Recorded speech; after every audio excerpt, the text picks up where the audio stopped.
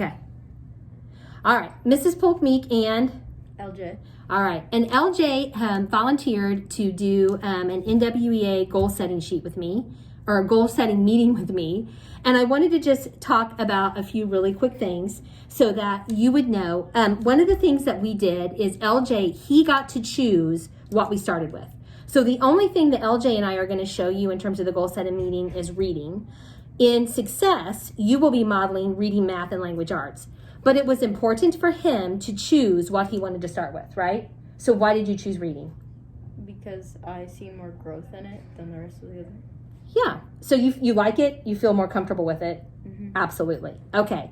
So we're going to break down a couple of things that I have, and we're going to talk about that more in the training. But I have the 2020 norms right here. And you will notice, and it's really important, by the way, and I've told LJ this before, this might be our second take. We got interrupted, didn't we? Yeah. But now we're going to be like super great and perfect in this, okay? But I told him that it was really important that he knew that this is only going to adults. So one of the things that LJ had to know and understand as we were doing these conferences is that other people wouldn't have access to his information.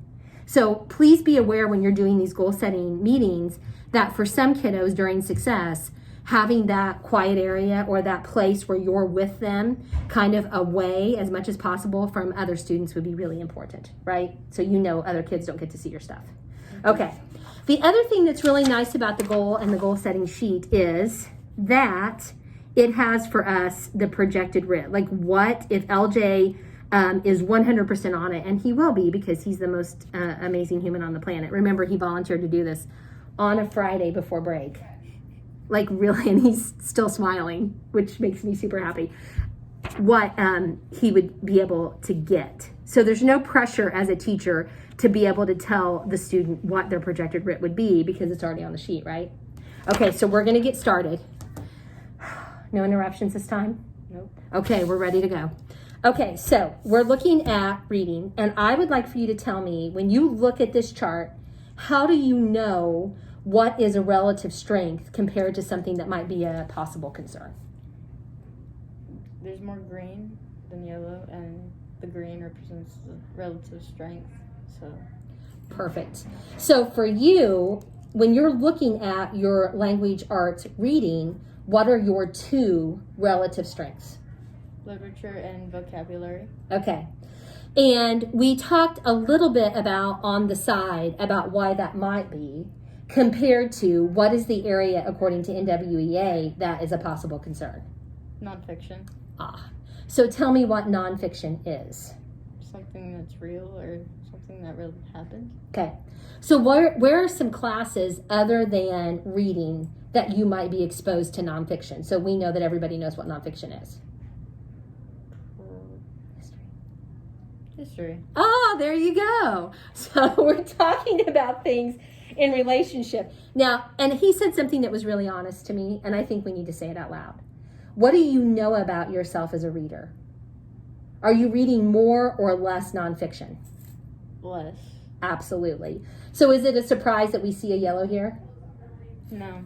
Probably not. Okay, so we kind of set about making some action plans. So how is it? We know that LJ was a 213, and all other things constant, solid year, you would be where? By the spring, by the spring. According to this, your projected RIT. 218. 218. So we're looking at a possible 5 points of growth, okay? And so it's not enough for him to just know that he should be a 218. We had to create some ways in which he might be able to build that capacity, okay? So what were some things that we came up with that you could do more of or do better at? I don't want to say better because you didn't do bad. Like, right, this isn't a negative thing, but could do more of to help improve your performance. I could read more nonfiction books. Absolutely. So more understand that stuff and history back into the to more understand. I agree. I think that I'm going to be really honest because I think teachers need to hear this. If you're a creative arts teacher or you're a math teacher and you're trying to have a conversation with a student about reading, I was a history teacher. Did you know that? So, by the way, I told you I love nonfiction. I live in nonfiction because that's my whole world. I love history. But I want to say something. I'm not sure, but I think that reading nonfiction might be a little bit different. So one of the things that I might need to be able to do is to talk to my teacher about how reading nonfiction or tackling nonfiction might look different. That could be part of our goals. Okay. So a little bit, you said just reading more nonfiction books. So practicing that idea of reading nonfiction. Going back into the text, tell me a little bit about, you said something to me that was really cool about how you break something down. Like if you're in history and you're reading about an event or a person, how do you find the answers to questions? How do you use that text? Just go back to the story and find clues. Okay, find clues. So like context clues. Mm-hmm. Okay. Do you have ways to like highlight maybe potentially, okay, as you're online, those kinds of things. Okay. And then the other thing that we talked about is trying to find things that are high interest.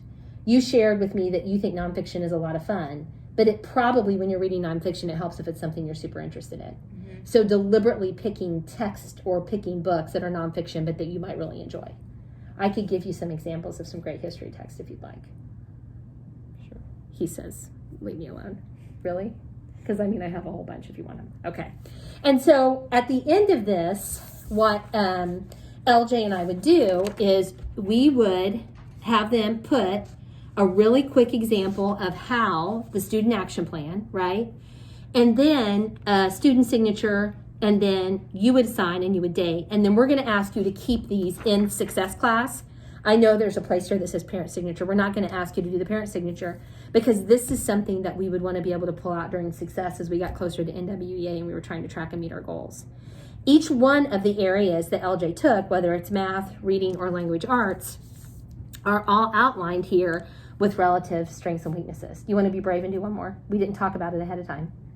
That way they know we're real, right? Because we don't have the next one planned.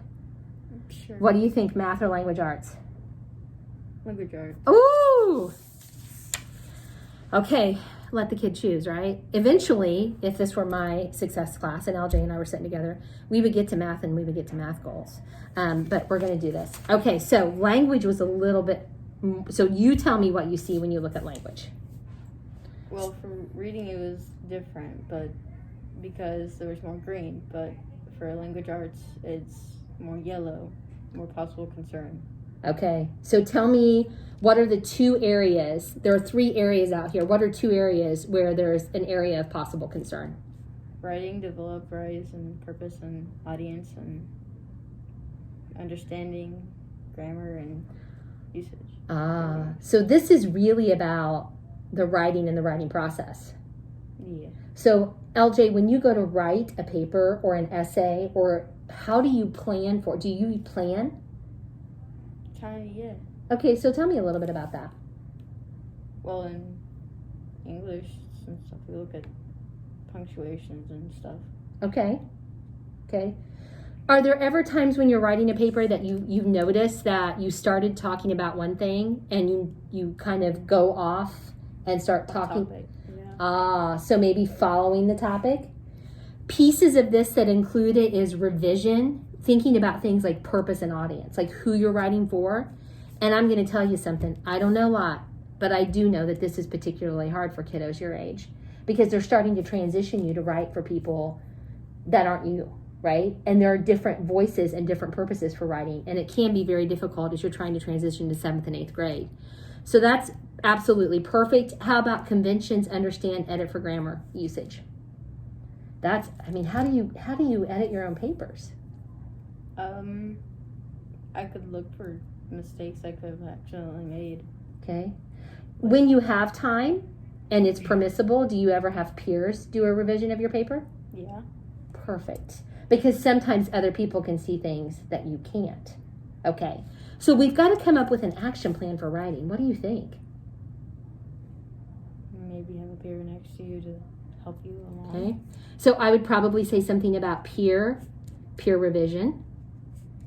I would agree. Do you ever rush through your writing? Sometimes, yes. Oh my gosh, slow down. I would 150% say that for most kids your age, LJ, it's usually about rushing. Absolutely. So take your time. Take the time. Are there a lot of times when teachers hand you a rubric so you know how the paper's going to be graded in advance? Do you use that rubric? Do you look at it often as you're writing? Sometimes, yeah. Ah, use the rubric. I think we could kind of start there. Now, you had a 210. They say you could get a what? 214. Yeah, so 4 points of growth, which seems pretty reasonable when we're thinking about slowing down, using our peers, referring back to the rubric over and over again. Okay? I'm not going to make him do math because he's already been super amazing and kind of great about just letting me do this. Okay, I want to tell LJ thank you again. Again, this is the Friday before break. He volunteered. He's been in here. He's been honest and thoughtful, and so I'm going to let him go. But here, high five. We'll sanitize later. Sorry. All right, thank you.